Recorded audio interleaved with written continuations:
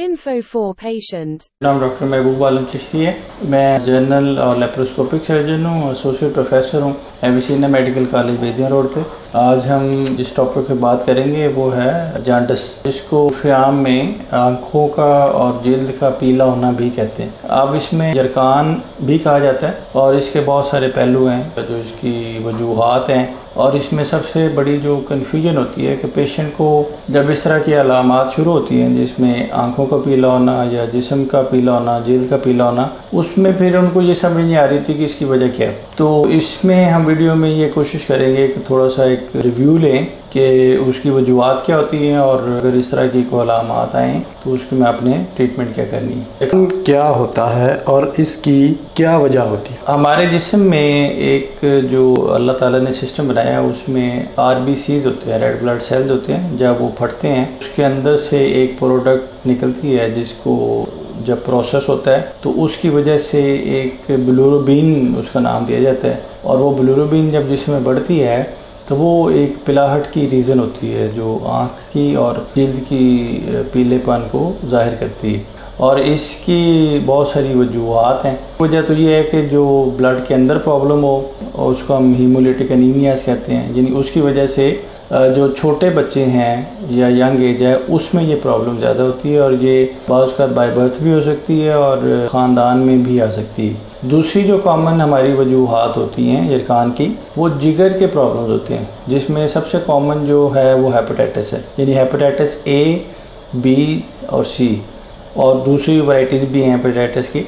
तो सबसे कॉमन जो है ये वायरल होता है, वायरल इन्फेक्शन होती है। और हेपेटाइटिस A जो है जब होता है तो वो टेम्परेरी है, यानी वो फ्यू वीक्स के लिए होता है और उसके बाद वो खुद ठीक हो जाता है। जो हेपेटाइटिस B और C है वो इंसानी जिस्म पे असरात जो है वो ज़्यादा लंबे डालता है और उस जब जिस तरह की अलामात हों तो जब तक आप इसके स्पेशलिस्ट डॉक्टर को, जो कि हम कहते हैं गैस्ट्रोएंटरोलॉजिस्ट हैं, जो जिगर के स्पेशलिस्ट डॉक्टर हैं, उनको मिलना बड़ा ज़रूरी होता है और वो तशख़ीस करते हैं कि इसकी वजह क्या है। कॉमन है यानी ऐसा जरकान जिसकी वजह कोई ऐसी रीज़न हो जिसके लिए सर्जरी करनी पड़े तो उसको सर्जिकल जांडिस कहते हैं या ऑब्स्ट्रक्टिव जांडिस कहते हैं। और उसकी जो वजह होती है वो जिगर के बाहर होती है, यानी जिगर से जो नाली छोटी आंत में आ रही होती है जिसको CBD कहते हैं, कॉमन बाइल डक्ट कहते हैं, उसके अंदर इस तरह का प्रॉब्लम होता है कि वो जो बाइल है, जिगर का पानी है, वो जिस्म में ठहरता है, ठीक है, उसमें बिलिरुबिन का एलिमेंट ज़्यादा होता है और वो जरकान का बायस बनता है। सर CBD को थोड़ा सा डिफ़ाइन कर दें कि ये क्या है और उसका क्या काम होता है। CBD तो एक एब्रीवेशन है जो मेडिकल टर्मिनोलॉजी की, जिसे कहते हैं common bile duct. Common bile duct, अब सही इसकी जो वजाहत है वो तो शायद पिक्चर के ज़रिए हो सके, लेकिन अगर आप उसको गूगल पे सर्च करें या नेट पे तो आपको सारी पिक्चर निकाल देगी। ये बेसिकली एक चैनल है जो जिगर में एक फ्लूइड बनता है, पानी बनता है जिसको हम बाइल कहते हैं। आप इसको समझने के लिए इस तरह के बाइल वो पानी है, उसका काम क्या है कि वो जो फ़ैट हम चिकनाई खाते हैं वो चिकनाई को हाजमे के लिए वो अल्लाह ताला ने एक सिस्टम बनाया है कि वो जिगर से निकल के उस नाली में आता है जिसको हम कॉमन बाइल डक्ट कहते हैं। और कॉमन बाइल डक्ट का नीचे वाला जो हिस्सा है वो जहाँ जाके खुलता है उसको हम छोटी आंत कहते हैं, यानी ड्यूडिनम। तो जिगर और ड्यूडिनम के दरमियान में जो चैनल है जो बाइल को ऊपर से लेके नीचे आता है उसको हम कॉमन बाइल डक्ट कहते हैं। और बाइल डक्ट का जो एक कनेक्शन है वो गॉल ब्लैडर के साथ भी होता है जिसको हम पित्ता कहते हैं। तो पित्ते में जो पथरी बनती है वो जब हम कहते हैं कि जी पित्ते की पथरी के कॉम्प्लिकेशन हो रही हैं तो वो स्टोन निकल के कॉमन बाइल डक्ट में ही आता है, जिसकी वजह से बाइल का जो फ्लो है वो ऊपर से नीचे तक वो बंद हो जाता है और उसको हम कहते हैं ऑब्स्ट्रक्टिव जांडिस। यानी ऑब्स्ट्रक्शन की वजह से या रुकावट की वजह से या उसके पथरी के फंसने की वजह से जो बाइल इकट्ठा हुआ और उसमें बिलिरुबिन का एलिमेंट बढ़ा, उसकी वजह से मरीज़ को जरकान हो गया। इस जरकान की तशख़ीस कैसे की जाती है? लेकिन सबसे पहले तो ये अलामात ही हैं, पेशेंट जब आएगा तो उसको जांडिस होगा।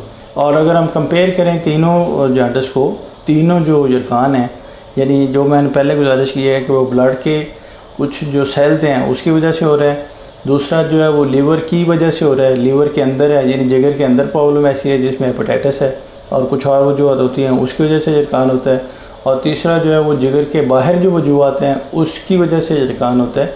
तो अगर हम तीनों को कंपेयर करें तो जो पहले वाला जरकान है वो बहुत ज़्यादा उसकी सिवियरिटी नहीं होती, यानी वो थोड़ा सा होता है और फिर वो लंबे अरसे चलता है, यानी उसमें खून की कमी भी होती है और बच्चों में ज़्यादा कॉमन है और वो ख़ानदानों में चलता है। बार बार उसमें ब्लड लगवाना पड़ता है और उसका ट्रीटमेंट जो है वो मेडिसिन ही ज़्यादा होती है। और दूसरा जो जरकान है उसमें मरीज़ को पहले हिस्ट्री होगी कि उसको हेपेटाइटिस हुआ हुआ है, यानी हेपेटाइटिस बी है या सी है और उसकी वजह से उसको जॉन्डिस हुआ है। जो तीसरी रीज़न है उसमें इस तरह की हिस्ट्री नहीं होगी, उसमें कॉमन जो रीज़न है उसमें पित्ते में पथरी होती है जिसका पहले पता होता है और वो पथरी स्लिप होकर जब कॉमन बाइल डक्ट में आती है, जिगर की नाली जिसको कहते हैं, तो उसमें रुकावट की वजह से वो जरकान होता है। अब पेशेंट को जो अलामात इसमें बनेंगी, जो जिगर की वजह से जरकान है उसमें जिगर का प्रॉब्लम भी हो सकता है, जिस तरह जिगर का सुकड़ाव होता है और उसमें सुकड़ाव की वजह से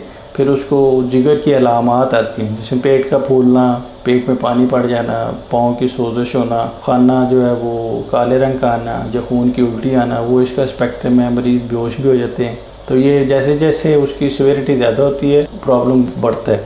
जो ऑब्स्ट्रक्टिव जॉन्डिस है जो कॉमन बाइल डक्ट में है या जिगर की नाली में, वो पथरी की वजह से भी होता है। जो दूसरी बड़ी वजह है वो कैंसर्स भी होते हैं, यानी ऐसी जगहों के कैंसर जो जिगर की नाली का कैंसर हो या नीचे जो लबलबा पड़ा होता है उसका कैंसर हो, जिगर की नाली जिसको हम कोलेंजियोकार्सिनोमा कहते हैं वो हो, तो वो कैंसर्स की वजह से भी ये जरकान डेवलप हो सकता है। पेशेंट्स हमारे पास आते हैं इन दोनों में से, वो यूजुअली तीसरी तरह के पेशेंट्स हैं, यानी जो पहले वाली कैटेगरी है जो ब्लड के प्रॉब्लम्स की वजह से है, जो दूसरी जिगर की प्रॉब्लम की वजह से है, वो दोनों जो हैं वो जो स्पेशलिस्ट हैं जरकान के, जो गैस्ट्रोंटोलॉजिस्ट हैं, अमूमन वो डील करते हैं, ठीक है। और जो तीसरी कैटेगरी है उसमें जब पेशेंट उनके पास भी जाता है और उसके बाद वो देखते हैं कि इसकी वजह जो है वो कुछ सर्जिकल है, यानी इसमें सर्जन का रोल है, फिर वो पेशेंट हमें रेफ़र कर देते हैं। मरीज़ को इसको डिफरेंशिएट करना किस तरह ईजी होगा, जो तीसरी वजह है जिसको हम ऑब्स्ट्रक्टिव जॉन्डिस कह रहे हैं, वो पथरी की वजह से या कैंसर की वजह से है, उसमें कुछ और जो अलामात आती हैं उसमें जिस्म पे ख़ारिश कौन है, यानी जरकान के साथ जिस्म पे ख़ारिश होती है, जरकान के साथ बुखार भी हो सकता है और जरकान जो है वो अगर पथरी की वजह से है तो वो फ्लक्चुएट हो सकता है, यानी कभी कम हो गया कभी ज़्यादा हो गया। लेकिन वो जो कैंसर का जरकान है वो सबसे ज़्यादा ख़तरनाक है, उसमें जरकान आहिस्ता आहिस्ता बढ़ता जाता है, यानी वो कम बिल्कुल नहीं होता और जैसे ही जरकान हुआ वो टाइम के साथ साथ बढ़ रहा है। आंखें पहले थोड़ी पीली हैं, फिर और पीली होगी, फिर उसमें वज़न भी कम होना शुरू हो जाता है, भूख भी कम होना शुरू हो जाती है और बाज़ का मरीज़ को ये पता चलता है कि जिसम में गोला सा बन गया है, इस तरह की फीलिंग वो सारी डेवलप होती है। तो इसमें पेशेंट्स को थोड़ा सा ये सारी जो गुफ्तगू रिकॉर्ड कराने का मकसद है, थोड़ा सा ये आइडिया हो जाए कि किस तरह का जरकान जो है वो हुआ है। और अमूमन जो पेशेंट बड़ा कंसर्न लेके आते हैं कि हेपेटाइटिस ए है फॉर एग्ज़ाम्पल, तो जो कॉमन जरकान होता है और वो एक मशहूर भी है कि जिस एक पुराना तरीक़ाकार था कि वो लकड़ियाँ बांध के और गले में डाल देते थे और वो कहते थे कि जब ये लकड़ियाँ सूख जाएंगी तो जरकान ठीक हो जाएगा। बेसिकली वो वायरल इन्फेक्शन होती थी, वायरल इन्फेक्शन ने 2 से 3 हफ्ते में, 4 से 6 हफ्ते में वो खुद ही ठीक हो जाना है। तो इसमें जो हेपेटाइटिस ए है वो डेंजरस नहीं होता, वो टाइम के साथ साथ वो सेटल हो जाता है और उसके बाद आप कंफर्म करना चाहें तो उसके कुछ टेस्ट भी हैं जो हेपेटाइटिस ए वायरस से रिलेटेड हैं, वो गैस्ट्रोंटोलॉजिस्ट एडवाइस करता है। और दूसरा कंसर्न जो है वो ये ज़रूर रहना चाहिए कि इसकी वजह क्या है, और वजह के लिए फिर आपको कंसल्ट करना चाहिए कि गैस्ट्रोंटोलॉजिस्ट के पास जाना है और अगर वो समझेगा कि सर्जरी की काज है तो फिर वो सर्जन की तरफ रेफ़र करेगा। सर क्या ये एक शख्स से दूसरे शख्स को हो सकता है? हेपेटाइटिस जो ए है उसमें बहुत सारे लोग ये सवाल करते हैं कि जी इसमें हम बर्तन अलहदा कर दें और इसमें साथ बैठ के खाना नहीं खाना या इसमें टॉवल अलहदा कर दें, तो इस तरह का ये पिक्चर नहीं होती, इसमें कंटेजियस नहीं है, यानी एक से दूसरे पेशेंट को ये नहीं लगता।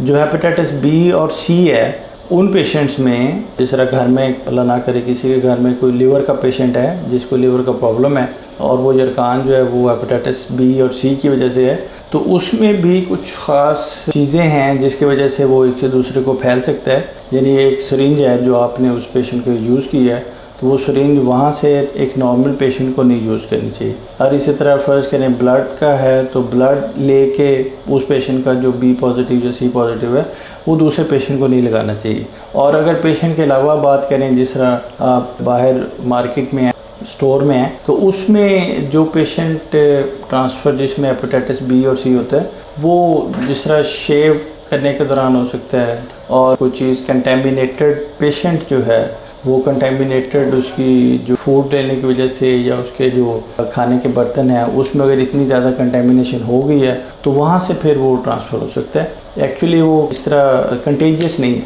तो सर सबसे कॉमन यरकान कौन सा होता है? सबसे कॉमन जो है वो जिस तरह मैंने पहले गुजारिश की है वो हेपेटाइटिस ए है, और ए जो है वो डेंजरस भी नहीं है, वो टाइम के साथ साथ रिजॉल्व हो जाता है। चंद हफ्तों में उसकी सेवेरिटी कम हो जाती है। उसमें हम मरीज़ को ये एडवाइस करते हैं कि वो बेड रेस्ट करें, ठीक है, इस तरह की चीज़ें, लिक्विड लें, बाज़ का ड्रिप्स भी लगाते हैं, और कुछ मेडिसिन होती है जो उसके ट्रीटमेंट के लिए सिरप्स वगैरह एडवाइस किए जाते हैं, इंजेक्शन एडवाइस किए जाते हैं, तो वो टाइम के साथ साथ ठीक हो जाता है। दूसरा जो कॉमन है वो हेपेटाइटिस है, जो हमारी सोसाइटी में बड़ा कॉमन है। कुछ लोगों को ऑलरेडी पता होता है और कुछ को जब वो एडमिट होते हैं जाते हैं तो फिर पता चलता है। और इसमें अगर एक जो आम फहम सी बात है कि जब यरकान हो तो 6 मंथ से 1 ईयर के अंदर जो है वो हेपेटाइटिस बी और सी के टेस्ट ज़रूर करा लें, कि अगर वो उसकी वजह से है तो वो फिर उसमें पिक्चर में वो क्लियर हो जाता है कि उसकी वजह क्या है। और तीसरी चीज़ ये है कि अगर वो यरकान के साथ बाकी अलाम आते हैं, जिस तरह मैंने गुजारिश की है कि वो जिस्म पे ख़ारिश होती है, पेशाब का रंग गहरा पीला होता है और पखाने का रंग जो है वो वाइट हो जाता है, सफ़ेद या सिल्वर कलर का हो जाता है, तो उसमें फिर वो उसकी तशख़ीस के लिए आपको अल्ट्रासाउंड कराना पड़ता है, सीटी स्कैन कराना पड़ता है, बाज़ का एंडोस्कोपी एडवाइस करते हैं, और जो जिगर के टेस्ट हैं जिसको LFTs लिवर फंक्शन टेस्ट हैं, सबसे पहले वो कराए जाते हैं। और तीनों यरकान में जो सबसे पहले टेस्ट कराते हैं वो LFTs ही होते हैं। क्या कुछ अदवायात भी यरकान का सबब बन सकती हैं? जी, कुछ मेडिसिन ऐसी होती है, जो भी हम मेडिसिन एडवाइस करते हैं पेशेंट को या हम खाते हैं, वो मेडिसिन में 90% 80 to 90% मेडिसिन जो है वो लीवर से हो के बॉडी में एब्जॉर्ब होती है। तो ऐसी मेडिसिन लीवर के लिए डेंजरस हो सकती हैं। उसमें कुछ एंटीबायोटिक्स भी हैं, कुछ पेन किलर्स हैं, उसका का नाम लेना तो उस तरह शायद पॉसिबल नहीं होगा, जिसमें पैरासीटामोल सबसे ज़्यादा डेंजरस भी हो सकती है, वो लीवर फेल भी कर सकती है। तो उन पेशेंट्स के लिए जिनमें ये लीवर प्रॉब्लम ऑलरेडी है, उसमें जो मेडिसिन है वो बड़ी कॉन्शियसली जो वो देनी चाहिए। और कुछ मेडिसिन डेफिनेटली है जो यरकान का बायस बन सकती हैं। सर यरकान के मरीज़ों को किन चीज़ों से परहेज़ करना चाहिए? देखिए, जिस तरह हेपेटाइटिस ए की हम बात कर रहे हैं तो उसमें इसका मतलब यह है कि लिवर की इन्फेक्शन है, यानी हेपेटाइटिस, जिस तरह हम कहते हैं जी अपेंडिसाइटिस और राइनाइटिस, फरिंजाइटिस, गला ख़राब, नज़ला जुकाम, तो इस तरह लिवर की इन्फेक्शन होगी तो उसको हम हेपेटाइटिस कहते हैं।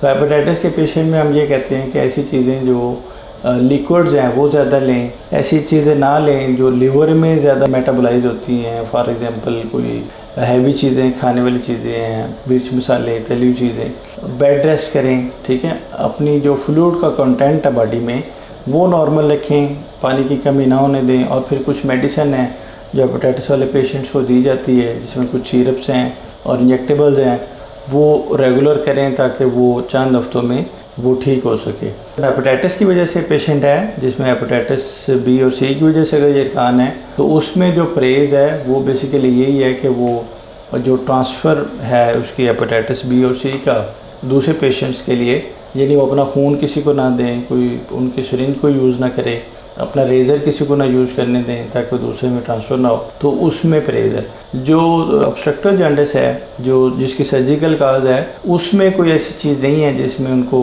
कुछ परहेज़ करना चाहिए। उसमें सबसे बड़ा परहेज़ यही है कि वो इन टाइम जो है वो सर्जन को दिखाएँ। यरकान की तशख़ीस कैसे की जाती है? देखें, जिस तरह हमने पहले वीडियोज़ रिकॉर्ड की हैं, तो सबसे पहले पेशेंट की हिस्ट्री होती है और उसके बाद एग्जामिनेशन होता है, फिर उसके बाद टेस्ट कराए जाते हैं। तीनों चीज़ें मिलकर जो है वो तशख़ीस करती हैं। तो तशख़ीस में सबसे पहले जो टेस्ट होते हैं वो लीवर फंक्शन टेस्ट हैं, जिसमें हम ये देखते हैं कि लीवर काम नॉर्मल कर रहा है या काम कर। उसमें बहुत सारे उसके पहलू हैं। बिलोरुबिन, जो मैं गुजारिश कर रहा था, बिलोरुबिन ज़्यादा होगी, लीवर के एंजाइम बड़े होंगे, और एक ख़ास तरह का एंजाइम है वो अल्कलाइन फास्फेटेज जिसको कहते हैं, तो वो उनकी जो आपस में रेशो है उससे हमें आइडिया होता है कि ये किस तरह का जरकान है। क्या ये जरकान जो है वो ब्लड की प्रॉब्लम की वजह से है, या जरकान लिवर के प्रॉब्लम की वजह से है, या जरकान लिवर के बाहर जो जिस हम CBD की बात कर रहे थे उसमें कोई प्रॉब्लम है, स्टोन है या कैंसर है, उसकी वजह से। तो सबसे पहले LFTs कराए जाते हैं। उसके बाद जिस तरह हेपेटाइटिस B और C है उसको देखा जाता है, वो हम कराते हैं कि अगर वो पॉजिटिव है तो फिर समझ आती है कि ये हेपेटाइटिस की वजह से जरकान हुआ है। और उसके साथ अल्ट्रासाउंड भी कराया जाता है पेशेंट का। तो अगर ये शक हो कि वो स्टोन की वजह से है या कैंसर की वजह से है तो फिर एंडोस्कोपी कैमरा जो है वो मुंह में डाल के वो मैदे में जाया जाता है और मैदे से फिर छोटी आंत में, तो वो जो एंडोस्कोपी करके फिर वो देखा जाता है कि ये जो रीज़न है वो क्या है। और अगर एंडोस्कोपी में ये पता चले कि वो स्टोन पड़ा हुआ है CBD में और पित्ते में भी पथरियाँ हैं, तो फिर वो प्योरली वो सर्जन का डोमेन आ जाता है। वो गैस्ट्रोएंटरोलॉजिस्ट जो है वो स्टोन तो निकाल देता है, लेकिन फिर पेशेंट को रेफ़र करता है कि ये आप इसका गॉल ब्लैडर की सर्जरी कर दे, तो फिर हम उसका पित्ता निकाल देते हैं। पता चले कि स्टोन नहीं है, अल्ट्रासाउंड ने भी ये बताया और उसमें खुदा न खासा कोई कैंसर डेवलप हो रहा है जो उस एरिए में है और जिसकी वजह से वो बाइल की रुकावट हुई है और जरकान बना है, तो उसमें फिर वो उसकी बायोप्सी लेते हैं जिसको हम साइटोलॉजी कहते हैं और उससे पता चलता है। और फिर उसके बाद जो उसकी सर्जरी है वो एक मेजर सर्जरी है, जो हमारा सर्जिकल डिपार्टमेंट है उसमें शायद सबसे मेजर सर्जरी वही है जिसको हम विपल ऑपरेशन कहते हैं। उसमें फिर वो कैंसर वाला एरिया सारा जो है वो निकाला जाता है। तो यही सारे टेस्ट मिल के हमें ये गाइड करते हैं कि जरकान की वजह क्या है, क्या वो ब्लड के प्रॉब्लम की वजह से है या वो लिवर के अंदर प्रॉब्लम है या लिवर के बाहर प्रॉब्लम। जरकान में अक्सर मरीज़ों को ठंडी चीज़ें खाने का मशवरा दिया जाता है, पीने का मशवरा दिया जाता है, तो इस बात में किस हद तक सच्चाई है? देखें, वो तोहमात हैं। जिस तरह हम पहले गुजारिश कर रहे हैं, पहले भी 1-2 दफ़ा डिस्कस किया है, कुछ चीज़ें ऐसी बनी हैं जिसका शायद हकीकत से कोई ताल्लुक़ नहीं है। ठंडी चीज़ों का यानी ये है कि मानना बातें हैं, ठंडी और गर्म चीज़ें, एलोपैथिक साइंस इस तरह की कोई चीज़ नहीं कहती। तो हम सिर्फ ये एहतियात करते हैं कि जी इस तरह की चीज़ें जो यूज़ करें जो लीवर में जाकर मेटाबोलाइज होती हैं उनसे अवॉइड करें। जिस तरह मतलब लीवर की इन्फेक्शन है, अगर आपने कोई भी चीज़ खानी पीनी है जिसमें खाना है या कोई इस तरह की चीज़ें हैं, तो उसने चूँकि लीवर पे जाके मेटाबोलाइज होना है तो उसको लीवर को रेस्ट देनी है। तो लिक्विड्स का एलिमेंट हम बढ़ाते हैं। लिक्विड किस तरह भी हों, लिक्विड पीने वाली चीज़ें ज़्यादा लें, ठीक है। और इस तरह की चीज़ें जो स्पाइसी चीज़ें हैं और जो उसको बढ़ा सकती हैं जरकान को, उसको हम कहते हैं कि उनको अवॉइड करें। किस एज ग्रुप के मरीज़ों में ज़्यादातर होता है? देखें, जो ब्लड से रिलेटेड, जिस तरह मैं पहले बता रहा था, जो ब्लड से रिलेटेड प्रॉब्लम्स हैं जिनकी वजह से जरकान है, जिसको हम प्री हेपेटिक जॉन्डिस कहते हैं, और उसकी रीज़न जो है वो कुछ एनीमियाज होते हैं, खून की कमी हुई, RBCs फटे और उसकी वजह से जरकान हुआ, तो वो चाइल्डहुड में ज़्यादा कॉमन है। बाय बर्थ भी हो सकता है, चाइल्डहुड में भी कॉमन हो सकता है। जो हेपेटाइटिस है B और C, उसकी कोई ख़ास एज नहीं है। यूजुअली जो मिडिल एज है वो इन्वॉल्व होती है, लेकिन यंग एज में भी हो सकता है, ओल्ड एज में भी हो सकता है। और इसी तरह जो सर्जिकल जॉन्डिस है, ऑब्स्ट्रक्टिव जॉन्डिस है, जो जिगर की नाली में पथरी की वजह से है, तो पथरी भी किसी उम्र में भी आ सकती है। लेकिन जो कैंसर उसकी वजह है तो वो उसके लिए ख़ास एज है और वो नियरली अबाउ 40 है, 40-45 के अराउंड जो है उसमें हम कहते हैं कि ओल्ड एज में, मिडिल एज से ओल्ड एज के दरमियान जो है वो जरकान जो होता है उसमें हमें ये डर रहता है कि वो कहीं कैंसर की वजह से ना हो। सर, ये किस मौसम में ज़्यादा होने के चांसेस होते हैं या कोई इलाका वाइज भी इसकी कोई दर्जाबंदी की जा सकती है? नहीं, मौसम का तो इससे कोई ताल्लुक़ नहीं है, एरिया वाइज भी कोई ताल्लुक़ नहीं है। यानी कुछ बीमारियाँ ऐसी होती हैं जिसको हम कहते हैं, जिस तरह हम कह रहे थे थायराइड के वीडियो में कि थायराइड के कुछ एरियाज एंडेमिक हैं जिसमें आयोडीन डेफिशिएंसी होती है, दूसरा उकाड़ा है, साहिवाल है और दीपालपुर, इस तरह के जो इलाके हैं। लेकिन जरकान के लिए कोई ऐसा एरिया वो नहीं है, मुख्तस नहीं है। सर, अगर जरकान का वक्त पर इलाज ना किया जाए तो इसकी क्या कॉम्प्लिकेशन हो सकती हैं?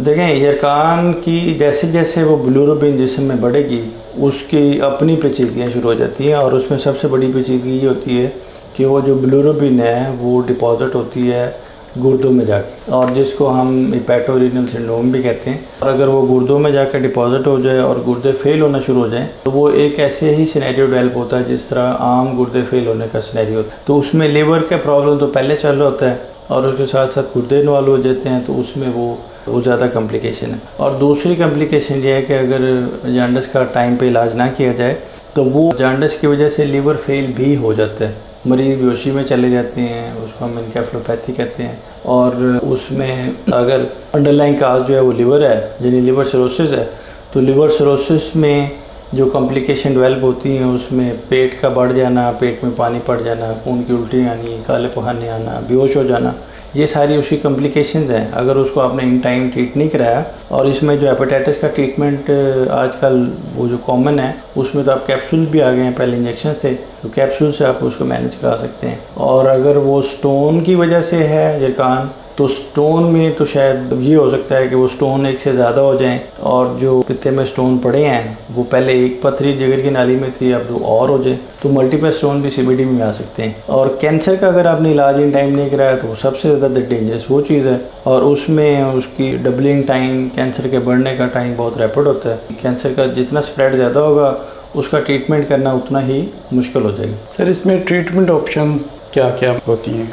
जो हीमोलिटिक एनीमिया है, जिस तरह हम कह रहे थे खून की कमी होती है ब्लड के प्रॉब्लम्स की वजह से, उसका ट्रीटमेंट तो ब्लड की ट्रांसफ्यूजन्स ही हैं। जैसे जैसे ब्लड कम हो ब्लड लगाएं, तो जो उसके रीज़न है अनीमिया की जो रीज़न बन रही है उसको उसके मुताबिक फिर ट्रीट करें।